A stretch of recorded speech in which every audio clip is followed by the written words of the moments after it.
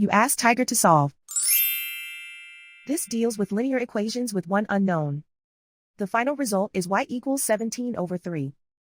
Let's solve it step by step. Simplify the expression. Expand the parentheses. Simplify the arithmetic. Group all constants on the right side of the equation. Add 2 to both sides. Simplify the arithmetic.